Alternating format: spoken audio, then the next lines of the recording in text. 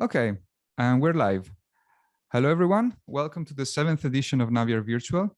I'm here today with Darren Bourne, also known as Half Unusual. And Darren has been participating in the Naviar Haiku Challenges for quite some time. I think for about, I would say, 4 years, give or take. Something like that, yeah.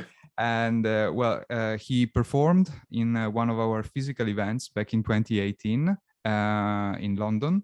And today he's here with me. We're going to talk about his journey as a musician. We're going to talk about his future projects and the live set that he created for us. And we will be listening to later. Hello, Darren. Hiya. Hi, Marco. Really nice to be here. It's good to have you here too. So let me start with the first question. The first question is about your artistic name, Half Unusual, and well, I would like to know about this name, where it comes from, and also the reason why. I would like to know the reason why you use half in all the titles of your songs, which is quite a unusual thing. Sure. Okay, well, I'll try to answer this fairly briefly because there's a very, very long answer, and I could probably talk for hours. Okay. But basically, it comes from I used to be in a band called Odd, and it was 2 people, and so it was an electronic duo. And that stopped. Kind of like he went off and had a baby and things. So I was kind of looking for another project. And it just occurred to me that I was kind of half of Odd. And so initially the idea was that it was Half Unusual because I couldn't use Half Odd because it just didn't sound as good. And also Half Unusual is it's a very clumsy sounding name, and I quite liked that. You know, there's something unusual about the name itself, which I was quite attracted to. Mm-hmm.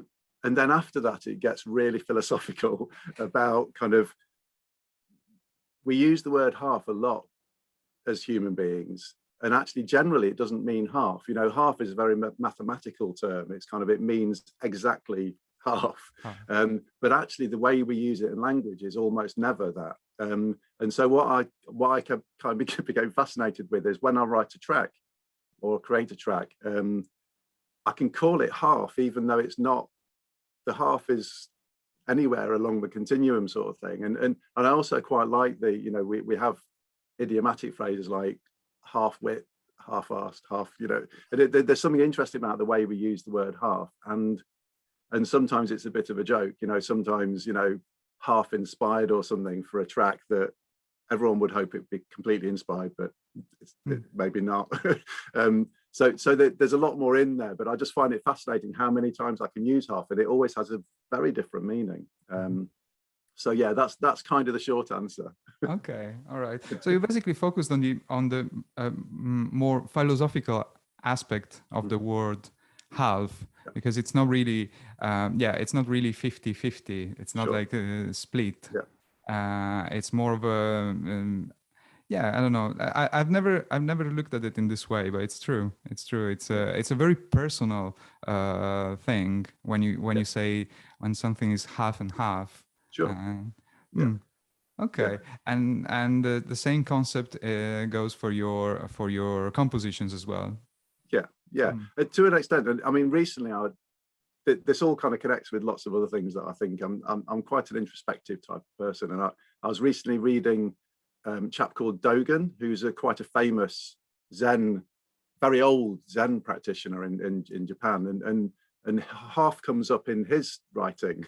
You know, he talks about half as this kind of real, kind of semi-real, kind of real kind of space. So yeah, I'm just interested in it as a notion. It's something that I haven't run out of ideas yet. It's very rich. So it seems to be a rich mind to see. So yeah, seem to mine. All Right, great. Okay, thank you.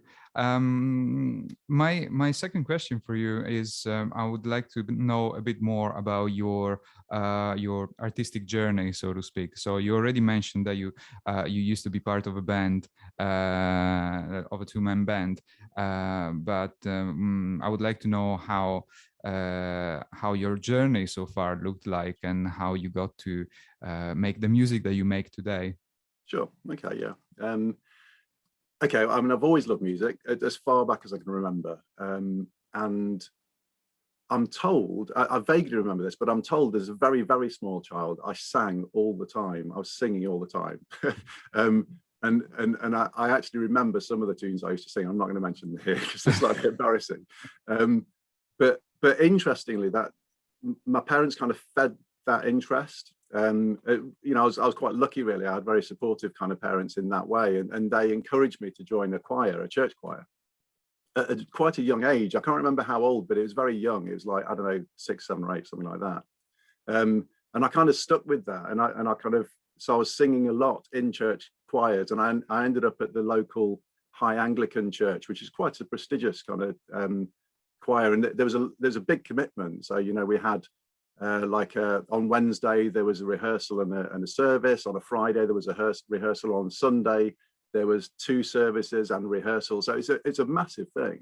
So because I was around the church quite a lot, not particularly being religious, but actually just enjoying the singing, I ended up learning the organ because why not? A church organ is an amazing thing. It's a really powerful, massive thing that you wouldn't normally get access to. So I kind of took that opportunity. Because I didn't have a church organ at home, obviously, or a piano. It's kind of, but pianos were easier to come by. I started playing the piano. So there's like singing to organ to piano. And then after that, because I was so into music, I decided that I wanted to do something like a solo instrument. I wanted to play something that wasn't like a kind of a piano. And so I strangely landed on tuba. So the tuba is my main instrument, actually. Wow. Strangely, you haven't heard it in any of my tracks yet. No. And I still have a tuba, but for a while it was my main instrument. I was in the county concert band and stuff, and I got grade 8, and it's kind of it was my main thing. And so it's a bit strange now that I don't really play it at all. And I'm sure that my lips they wouldn't be very good at the moment. You know, you take years to kind of develop your lips and so on, but you know, at some point maybe I'll go back to that or play with it or whatever. But because I was so ensconced in music and everything through all those instruments, I started to hear, this was in the 80s sort of thing, so kind of late 70s, 80s, kind of mid to late 80s. And synthesizers started to appear on records and stuff. And I just became fascinated by this other type of sound that I was hearing. And so then I got into synthesizing and recording. And much later, I took up the bass as kind of, because that was like a link back to the tuba sort of thing. So it's all kind of connected. Mm-hmm.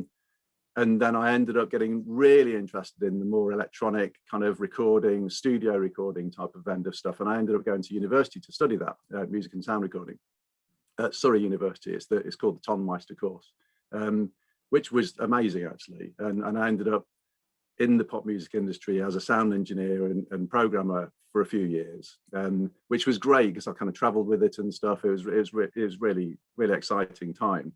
And then ended up back in Nottingham, where I come from originally. So I've been away, done lots of stuff. They kind of landed back in Nottingham, and I ended up teaching, kind of sound and music and kind of that's kind of sonic arty type stuff. And now I've ended up kind of coming back through that, ended up kind of managing kind of education. So it's quite a long kind of journey, but it's all vaguely connected back to kind of music. But along the way, I always made my own music. So I worked on film soundtracks, contemporary dance type of stuff, commercial videos. I remember working on a glass cleaning machine video, doing the music to that, or there was a head injury charity that I kind of like did the soundtrack for.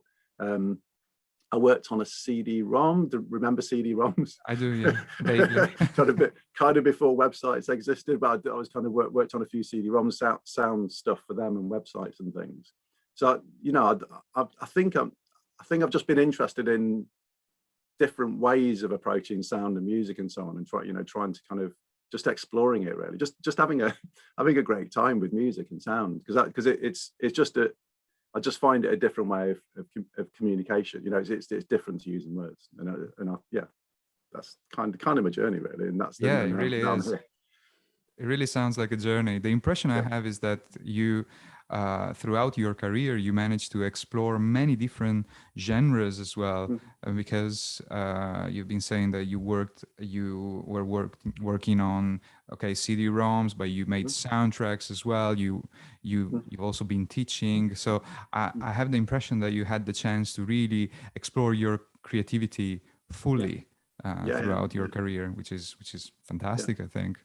No, definitely, and there's a big classical thing in there. I listen to Radio 3 all the time now. It's kind of that's my go-to kind of station, really. BBC Radio 3, which is the UK classical station, and it's just great. It's kind of just there's so much music out there, and so much that doesn't get listened to, which is just awesome. It's quite extraordinary. So I have very broad taste. It's kind of because of that. I think you just kind of I like listening to anything that's interesting, I suppose. Yeah, that's great. And I feel like I do the same, but it's very difficult. Sometimes it feels like it's never ending, isn't it? Every time you turn on the radio, or every time you start exploring new genres, it always feels like you're opening a completely new chapter of your music library, and it's sometimes it can be a bit overwhelming, but once you get used to it, it's beautiful. And a bit sad in a way, because I know that I'll never hear all the music that people have made. It's kind of, like you can never read all the books that have ever been written. It's kind of, there's something quite strange about knowing that you can never explore it all, but it's just the way it is. Yeah. It's very funny, because I remember there is a thing I remember every now and then. I remember when I was, I think in my early 20s, I had the impression that I knew a lot about music, that whenever I used to have a talk to my friends about music, I was always the one who knew the most.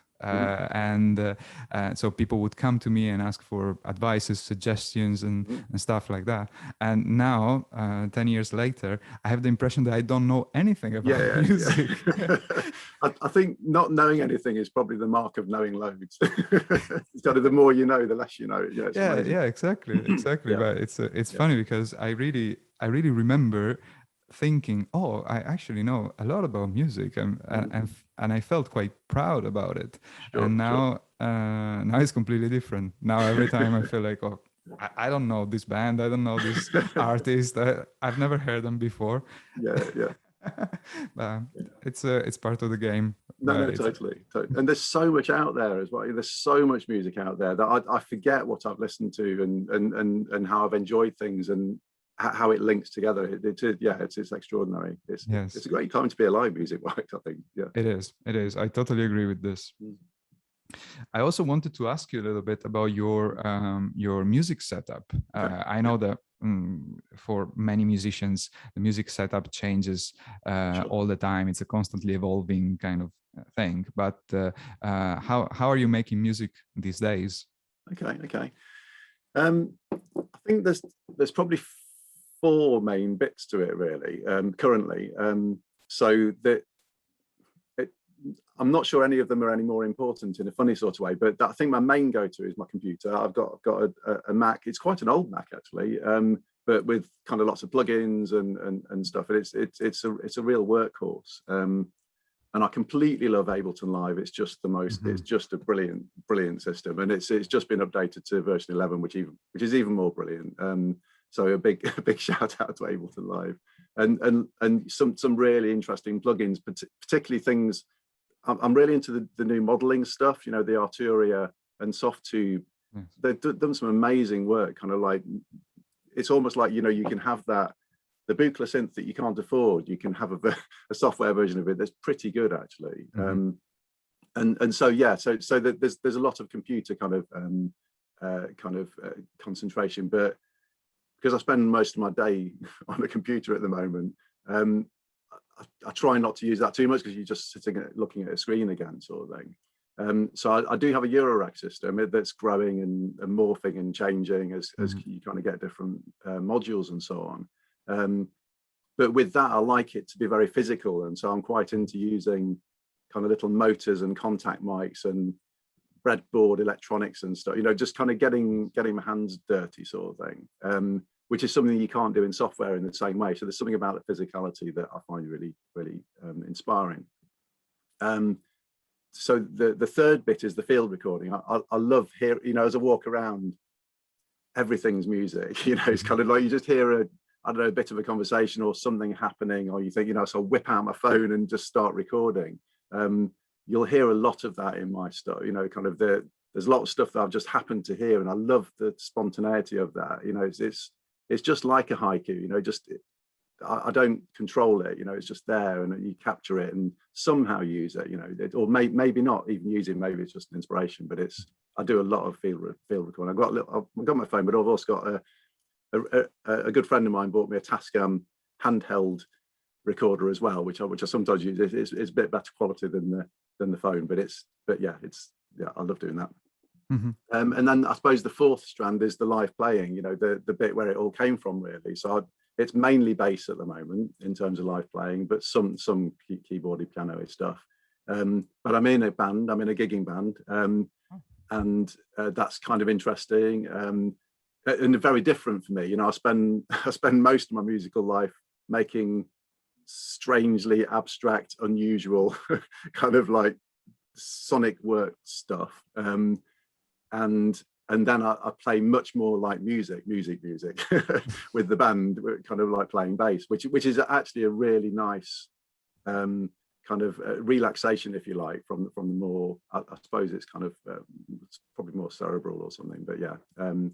So there's live playing, and interestingly, I suppose it's kind of, I'm also interested in the collaboration between all those bits. So I've got the Expert Sleepers ES9 link module, which allows you to use your computer with the modular, and so that you start to kind of have the bits interrelating with each other. And also part of my modular setup is the make noise morphogene, which is a bit like you can stick recordings in there and use those as part of your modular setup. So there's something interesting about collecting field recordings to go into the modular that links with the computer, and then maybe there's a bit of bass in there somewhere as well, kind of controlling things, and so trying to get them to intermingle and so on.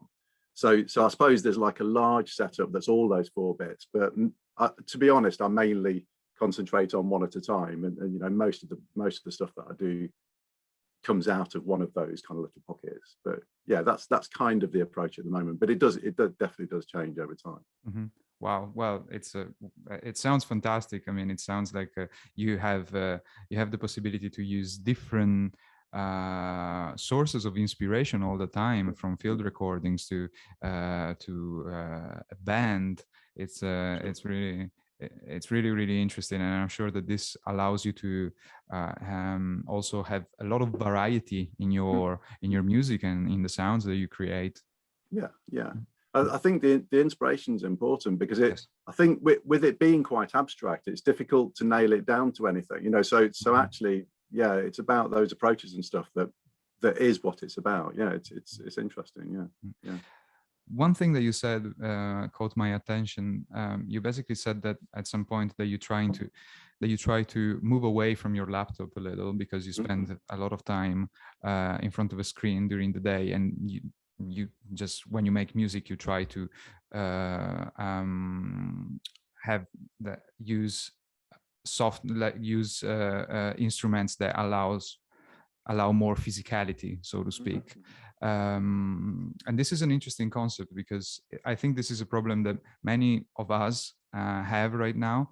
For example, I don't know, this is a personal experience as well, because most of the times I make music at the end of the day. So I spent, let's say, 8 hours in front of a screen, and then I think, oh, do I really want to make music now? Do I really want to spend another half an hour, another hour in front of the screen to make music? And sometimes it's a bit tiring, isn't it? And do you have any suggestions as to how someone like me, for example, someone who made music with his laptop for his whole life. How could we start making music without laptop? Yeah, that's interesting. My gut feeling is to learn an instrument. It's just kind of to do something physical, and that because there's so many options, kind of to learn, well, anything, you know, kind of clarinet, violin, you know, and I think, you know, that there's something about just using your body to make music, which is just a really different experience, you know. And also get together with some mates. You know, if you don't want to learn an instrument, sing.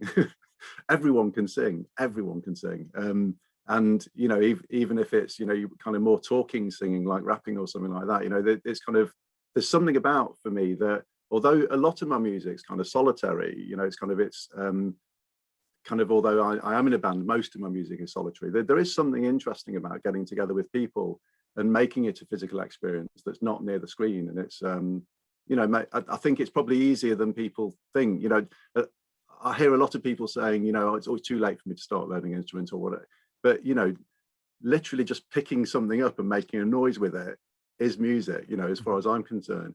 Just as an example, actually, I recently bought myself a tongue drum, which is like a metal kind of elliptical shape kind of thing with kind of little kind of tongues on the top. It's just such an amazing instrument. I probably play it really badly compared to a professional tongue drum player, but you just hit it, you know, and you kind of just get engrossed in just hitting and seeing where it takes you, sort of thing. So, you know, there's definitely something about how easy it is if you want to be a bit creative about how to make music. That, you know, you know, my view is that we're potentially making music all the time. We just maybe just don't classify it as that. But yeah, hit something. It's my advice. Very good advice. Okay, next question. I was having a look at your website and I came across your bio, and you mentioned something quite interesting. You said that one of your objectives as a musician is to explore the boundaries between music and non-music. And I find this concept quite fascinating. Would you like to tell me a little bit more about it? Sure. I'll do my best. Again, this is probably a short version.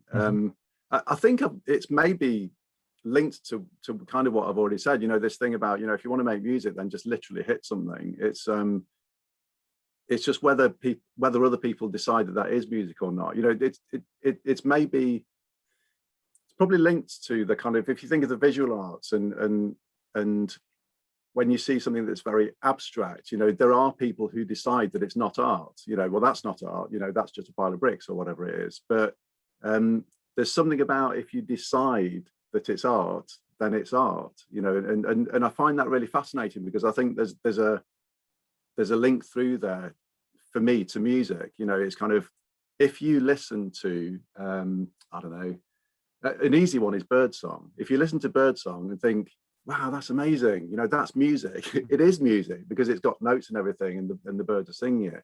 But if you listen to I don't know, a motorbike engine, you might not think that's music, and yet there's still timbre in there. There's still kind of like rhythm. There's still kind of harmony, in a sense. You know, it's just a very complex kind of harmony, and I think there's something about our ability to appreciate the sounds around us that make it music, and I'm kind of really fascinated with that. So in a funny sort of way, what I try to do with my music is encourage people to maybe it's about mindfulness, you know, just be aware of the sounds they're hearing and actually appreciate them for what they are, without deciding that they don't, you know.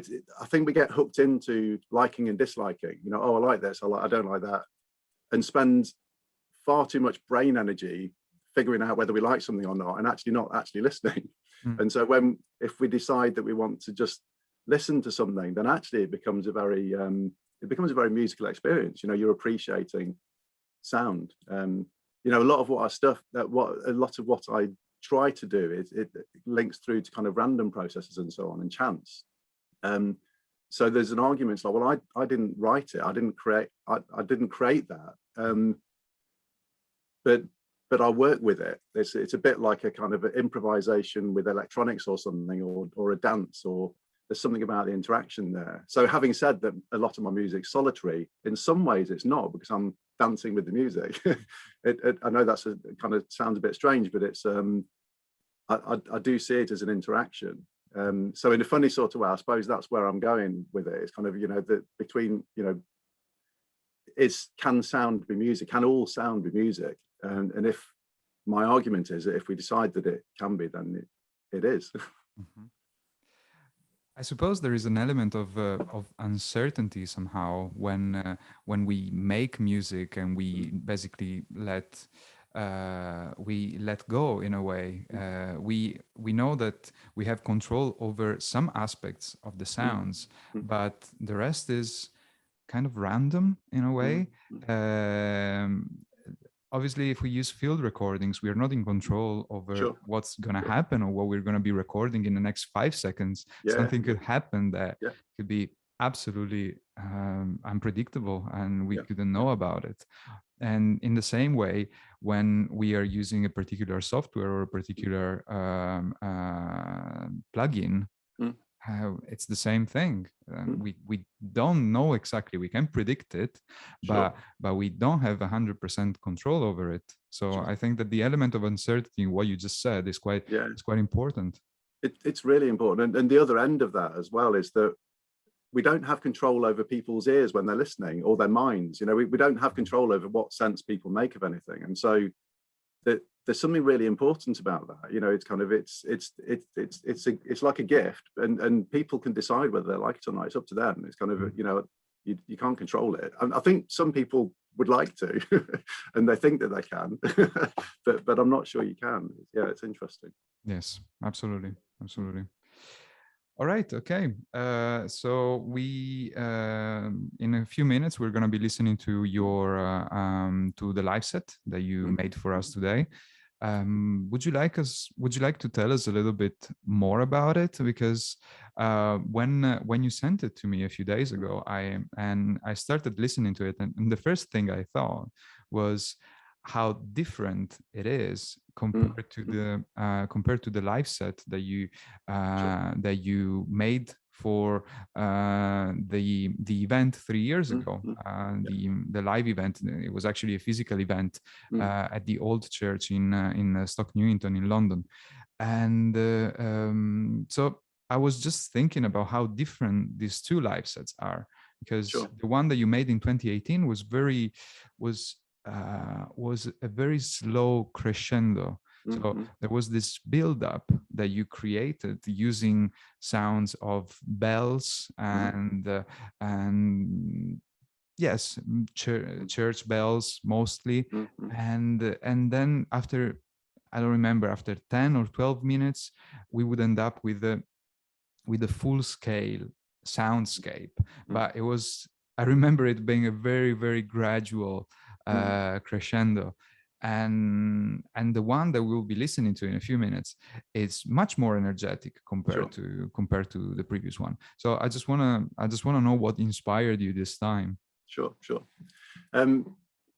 Yeah, okay. Yeah, I think it's a different time. It's kind of, I think this was more of an opportunity for a bit of a celebration, kind of like this is some stuff that I've done, and I suppose it's a number of different tracks kind of flowing into each other, and so there are low points and high points sort of thing, but yeah, it's very different because when in the live set in London, I very much thought of it as one single piece. It was a half-hour stretch of time that I was doing something in, and whilst this is similar in some ways, it's definitely, if you wanted to, you could dip in and out of it and get something from each moment.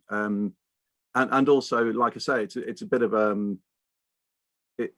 demonstration of a range of different type of things, because there are moments that are very slow and kind of like kind of abstract, but there are some that are really unusually normal for me. I almost never do a 4 on the floor kick drum, almost never, but I just like the fact that that's in there it's not very representative actually. but I liked, but interestingly, that, you know, what that piece, that it opens up with that piece, and that piece comes back and strings it all together. But that actually comes from an inspiration from a composer called Michael Finnessy. It was an interview with him on BBC Radio 3. And it just stunned me what he said about music. You know, he ended up saying that music is the very DNA of life, which it just struck me as like, wow, that's amazing. And so you'll hear Michael kind of talking that as it goes through the piece. And so in a funny sort of way, I was trying to, with this set, I was kind of trying to make it a bit of a haiku in a strange way, you know, because haikus, sorry, the other thing about the name is that haiku, the first syllable of haiku, I understand, I don't speak Japanese, but I'm told that hai in haiku means kind of fun or surprise or unusual. So there's something quite nice about that kind of link with the half unusual. But with this track, there's something about it being a surprise, a constant surprise, or the attempt to kind of like, oh, that's a strange turn, that's different, you know. And then so hopefully it's kind of surprising as it goes through, and hopefully unusual, but a bit like a haiku, you know, the way haikus are constructed, it's kind of in two parts, and the second part is almost a juxtaposition from the first. Yes.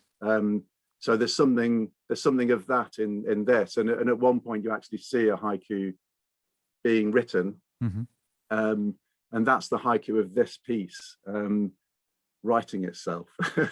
And so it's reasonably hard to describe, but yeah, hopefully when you experience it, you'll get more of an understanding of it by just experiencing it rather than thinking too much about it. I think it's going to be more of a personal experience for all of us. We will all come up with our own interpretations. Sure. Well, definitely let me know what you think. I'm really intrigued what people make of it, to be honest. Yeah, yeah.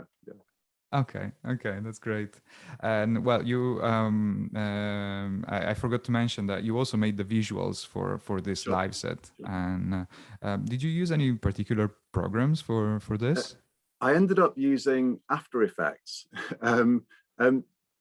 I didn't even know I had it, because I work for a university. We get a license for the Adobe suite, and I've never ever used After Effects before. And anyone who has will notice the fact that I'm not very good at it when they see the visuals. But it's a fascinating kind of program, and it allows you to affect the visuals with the sound, which I found really fascinating.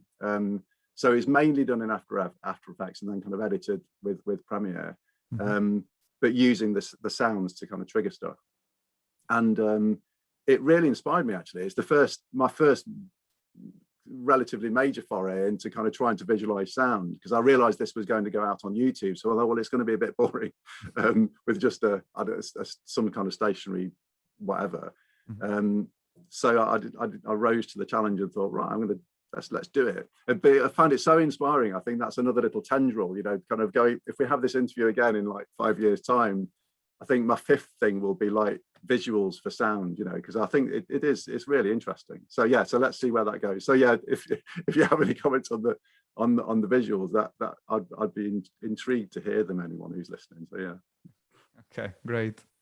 I want to end this this interview with the final question about your future projects. So if you or current projects. Sure. So if you have are you working on anything right now, or are you having? Do you have any upcoming projects or album coming up? As a lot of the time, I'm involved in a fair few collaborations ongoing, really. So one that happened last year was with Neil Stringfellow, also from Naviar, who's possibly listening now. Hello, Neil, who's Audio Obscura, and he did this fantastic kind of like project called the 2020 Project, where it was basically each artist had to do 20 tracks of 20 seconds each, and those albums were released every 20 days throughout 2020. It's just completely genius. It was a fantastic project. Yes, it was really, really good, and it was brilliant to be involved. So I was kind of involved in that kind of last year. I did a couple of projects with Martin Hugeboom from the Netherlands. So kind of, again, collaborative kind of projects kind of tend to be online. There's another chap Lone Arrivals as well. I'm involved in a set of pieces with Walking Ears over in the USA, and he does a lot with piano playing, but not played, kind of programmed piano playing, which is really interesting. And so we do some collaboration together, and there's one of the pieces just been released, and there's like an ongoing releases. It's actually on SoundCloud, but we might do something with that at some point, because we've got some really interesting stuff. And then also I worked with Zachary Zena Gibbison, again over in the United States, like a kind of a bouncing ideas between each other kind of collaboration. So lots of that going on, really. Just it's fantastic, kind of collaborating with people across the world, really. There might be a new album.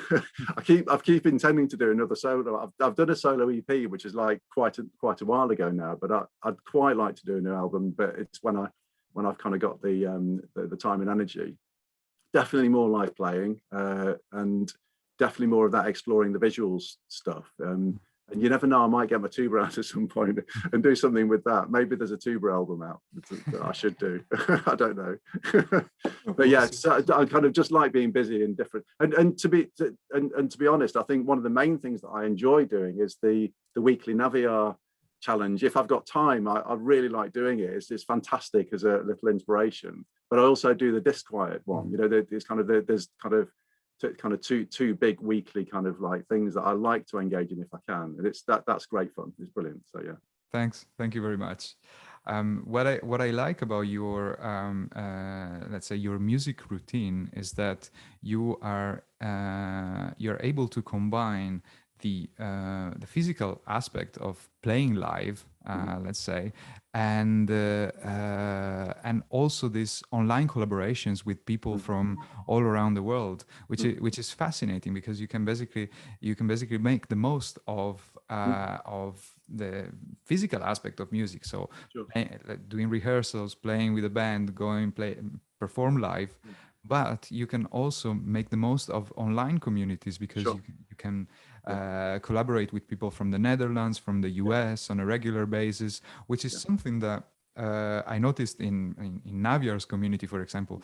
It's relatively common, but thanks to the pandemic and everything, now there are more and more collaborations coming up, and it's well, we can call it a silver lining, but it's a positive aspect of what we've been through over the last couple of years. Yeah, absolutely. And I was kind of pondering this bit before we started speaking about the kind of the pandemic, and how, you know, had it not been for my music and maybe my meditation practice, I'm not sure I'd still be sane. You know, it really is a nice golden thread, and like being able to work with people across the world in that time is extraordinary, really. Kind of more connection when a time where we're all disconnected. It's really interesting. So yeah, interesting time. Darren, thank you very much for your time. I really appreciate you decided to have a chat with me and share your views with Naviar's community. And it's been an absolute pleasure, Marco. It's fantastic. It's really nice to be here. Okay, thanks. Fantastic. And now we're going to be listening to your live set. Brilliant. Fantastic. Enjoy. Let me know what you think.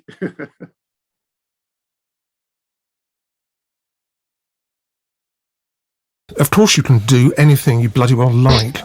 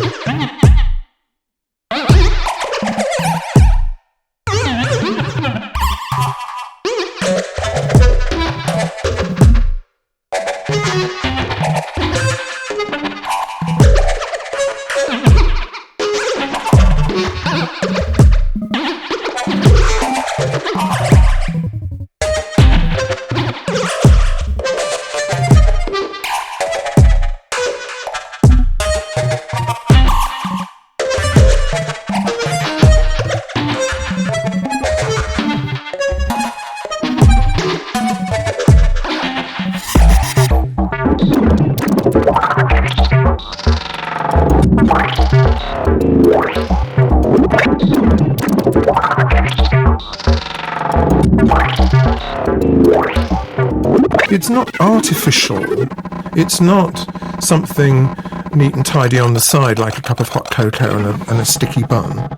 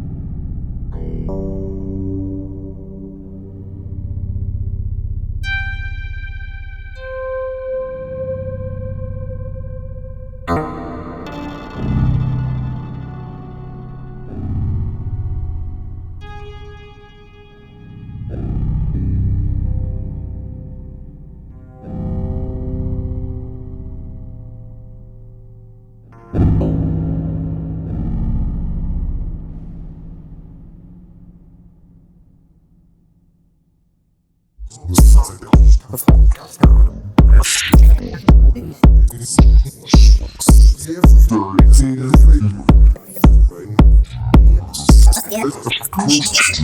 It's the everyday DNA of life and the universe and everything.